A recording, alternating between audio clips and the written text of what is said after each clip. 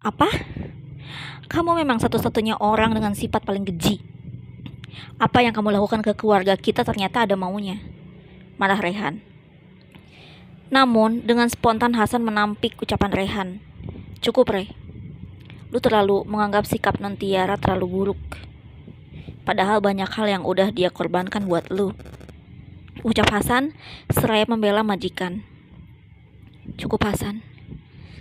Ucap Tiara sambil meninggalkan rumah Rehan.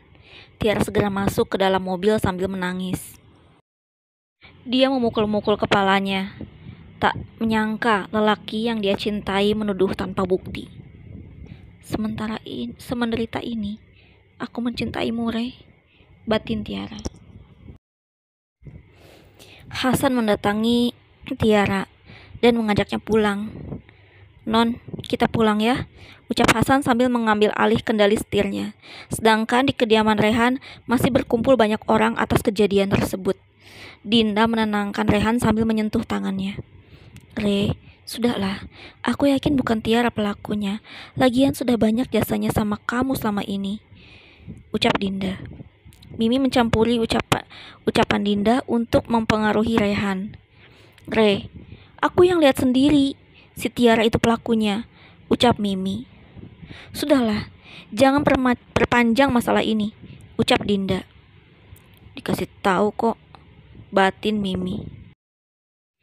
Tiara melaporkan kejadian itu pada ayahnya, dan sebagai permintaan maaf maka perusahaan akan menambah gaji Rehan, walaupun Tiara tidak melakukan hal tersebut, demi reputasi perusahaan. Karena Tiara adalah pewaris tunggal dari perusahaan ayahnya, Rehan pun masuk ke ruangan personalia dan memberikan surat pengunduran diri. Loh, apa ini? Tanya seorang personalia. Ini surat pengunduran diri saya. Saya nggak akan lanjut, ucap Rehan.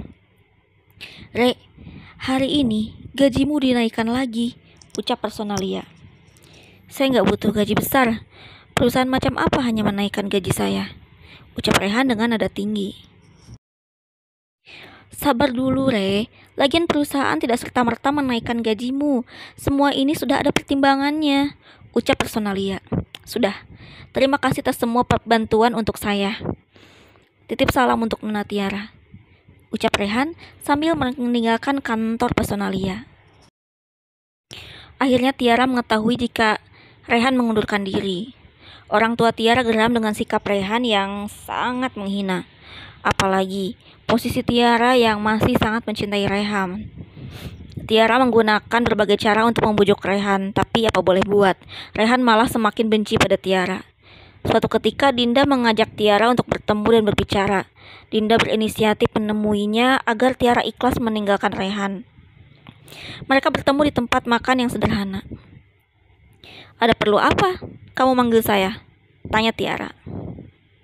Mbak, saya tahu Mbak sayang sama Rehan, tapi ucap Dinda. Kamu bisa nggak to the point aja? Marah Tiara. Oke mbak, tinggalin Rehan dan jangan pernah datang lagi ke rumah kami. Saya sedang menjaga kesehatan mental dia. Memangnya dengan adanya mbak tidak mengganggu rumah tangga kami berdua, ucap Dinda dengan lantangnya. Berani ya kamu bicara kayak gitu? Mau bagaimanapun dia pasti akan mencintai saya. Lagian pernikahan hanyalah pernikahan. Dia masih bisa bercerai, ucap Tiara. Hati-hati mbak, ucapan kamu berbahaya, ucap Dinda. Dinda pun pergi meninggalkan Tiara sendiri. Hatinya kesal karena Tiara yang begitu bebal. 5 bulan kemudian, Dinda positif hamil. Kini Rehan membangun bisnis furnitur kecil-kecilan di rumahnya. Dia yang memahat dan mendesain produknya sendiri. Usaha yang dibinanya membuahkan hasil, yaitu bisa membeli mobil bekas khusus untuk keluarganya. Hebat kamu, Re, ucap Ati. Makasih, Bu. Kalau Rehan gak mandiri dan masih bekerja sama orang lain, pasti gak akan gini hasilnya. Lagian bisnis mebel ini kan warisan dari almarhum bapak, ucap Rehan.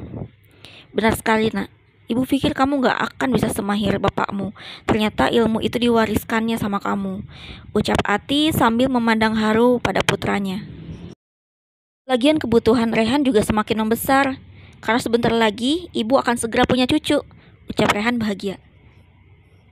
Apa? Jadi sekarang Dinda sedang hamil? Tanya Ati. Iya Bu, jawab Rehan.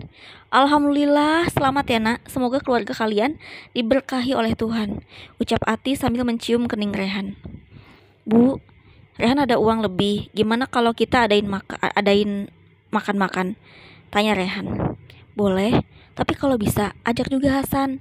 Sudah agak lama dia nggak datang ke sini, ucap Ati pada Rehan. Wajah Rehan tiba-tiba berubah dari bahagia menjadi muram.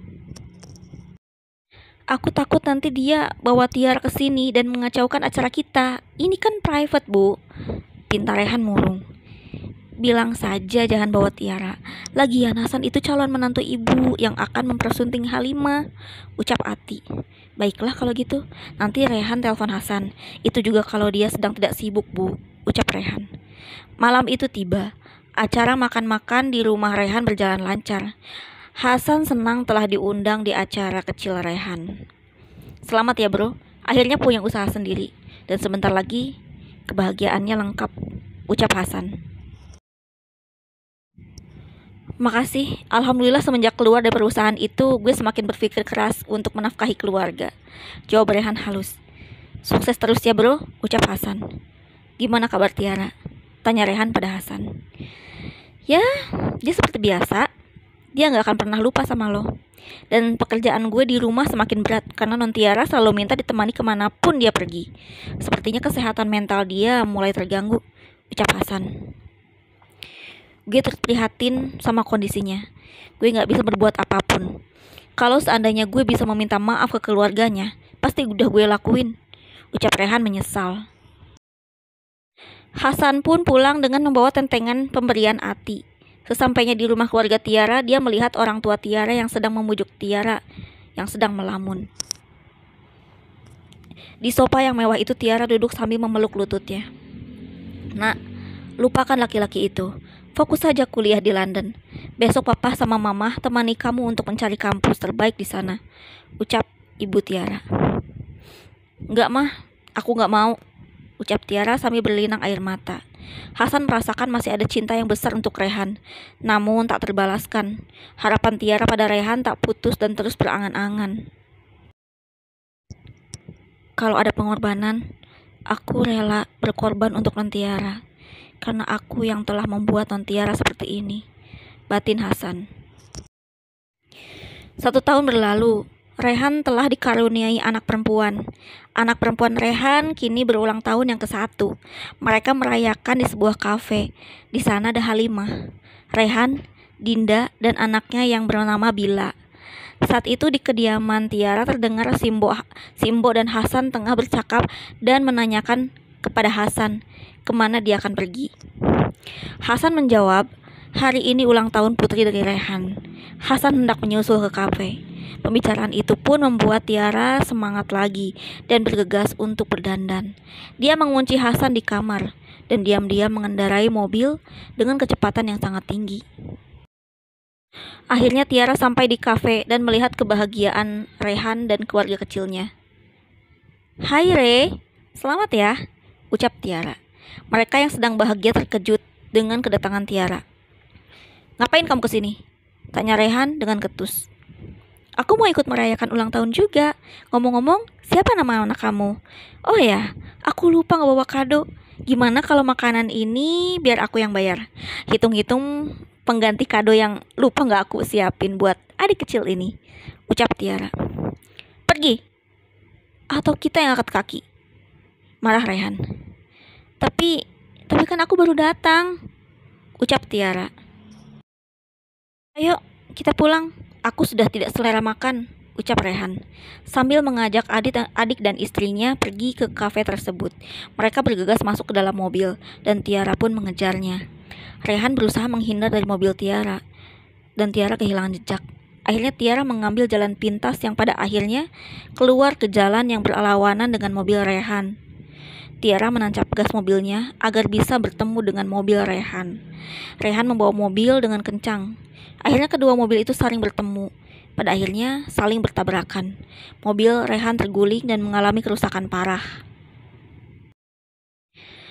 Orang di dalamnya mengalami luka yang serius, sedangkan mobil Tiara terlempar jauh. Namun Tiara hanya mengalami sedikit luka dan masih bisa ditolong warga setempat. Tiara dipapah oleh seseorang. Dia melihat orang di dalam mobil Rehan yang penuh dengan darah. Dia berteriak melihat keadaan itu. "Rehan!"